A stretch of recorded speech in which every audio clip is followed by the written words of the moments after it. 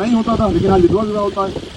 इस देश में भ्रूण हत्या होती थी, बच्चों को पैदा होते मार दिया जाता था, लेकिन आज उनकी रक्षा सुरक्षा होती है, आज उनको सम्मान दिया जाता है। देश में तो पूछते भी हैं समय परिस्थिति के हिसाब से, उन्हीं के रेप हत्याएं भी होती हैं। तो मैं समझता हूँ कि बहुत सी कुरीतियाँ रही थी, जैसे सती प्रथा थी। आज हमारी देखिए, ये अगर आज सती प्रथा होती तो क्या करना पड़ता आपको? आप सोचिए कि आपको 27 तारीख को अपनी माता जी को ले जाकर चिता पे लिटाना पड़ता, जहाँ आपके पिताजी को हम लोग मुखाग्नि, अंतिम अग्नि जो है दे रहे थे। तो अगर वो आज सती प्रथा होती ना छोड़ते तो आप पिता थोड़ा ही होते, आप तो अपना दूसरा दर्जन भी खो देते। तो इन कुरीतियों को समय समय पे लोगों ने समझा और त्यागा। मैं आज आपसे कह रहा हूँ, जितना जल्दी हो आप कुरीतियों को समझिए, पढ़ लिख चुके हैं, अपनी जिम्मेदारी को समझिए। जय भीम कहने के साथ साथ सामाजिक व्यवस्था में कि बेटे को पढ़ाते हैं और बेटी को नहीं पढ़ाते, बेटे के नाम पे हमारी जेब में पैसे आ जाते हैं और बेटी के नाम पे हमारी जेब खाली हो जाती है। हम इसलिए उसको नहीं पढ़ाते क्योंकि उसकी शादी करनी है और ये इसको हम कर्ज मानते हैं, और इस कर्ज को मान के हम लोग जो है उसे पालने का काम करते हैं कि सिर्फ रोटी में पल जाए किसी तरह से। जब इसकी उम्र हो जाएगी तो हम शादी कर देंगे ना। हम ये पूछना चाहते हैं वो किससे करना चाहती है, वो कहाँ करना चाहती है, वो किसके साथ रहना चाहती है, वो किस लिए खुश है, वो क्या उसके मन में सपना कोई नहीं। बस जब उसकी उम्र हो जाएगी, हमें लगा कि उम्र हो गई तो शादी कर देते हैं। फिर परिवार से, जिस परिवार से हो जाती है, जिसके रिश्ते खत्म हो जाते हैं, वो उनके लिए एक जिम्मेदारी थी कि कब ये जिम्मेदारी पूरी हो। जिस दिन वो परिवार से जाती तो परिवार के लोग कहते हैं कि बस हो गया काम, और वो बार बार उसको एहसास कराते हैं कि तेरा घर वो है, ये तेरा घर नहीं जिसमें तूने 25 साल बिताए, जिसमें तुझे 5 महीने हुए, 5 दिन हुए, 5 साल, वो तेरा घर है।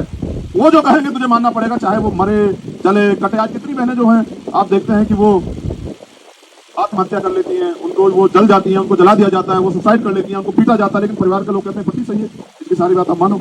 तो हम उसका रिश्ता लगभग जो है खत्म कर देते हैं। उसके बाद उसको गवर्न कौन करता है? पति करता है, ससुराल के लोग करते हैं, उनके रिश्तेदार करते हैं। वो कहाँ आएगी, कहाँ जाएगी? अगर वो माँ के घर भी जाएगी तो पति तय करेगा, परिवार नहीं तय करेगा। तो इस देश में उसके बाद उसके पास एक और जिम्मेदारी है कि वो जो बच्चे होंगे या नहीं होंगे, कब होंगे, उसका कोई मतलब नहीं है। ये परिवार तय करेगा कि बच्चे होने चाहिए।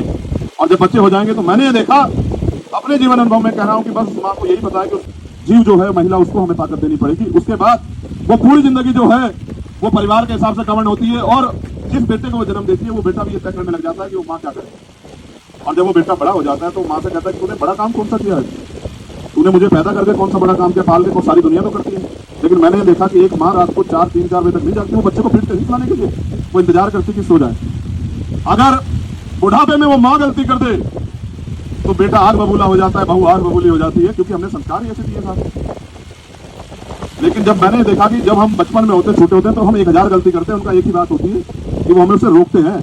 हम कितना बड़ा नुकसान करते हैं, हमसे कितना बड़ा नुकसान हो जाए, कभी वो हमसे हट जाना नहीं मांगते।